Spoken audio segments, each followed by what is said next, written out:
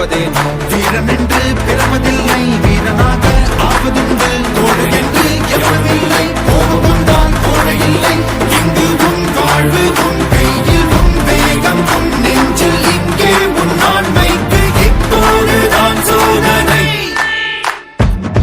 நிமிடனில் துணிந்து செல் தொடங்குது உன் யுகம் நினைத்ததை நடத்திடு நினைப்பதுதான் உன் பலம் தடைகளை குளித்திடு தாமதம் அதை விடு கடமைகள் புதியது கலங்களை இணைத்திடு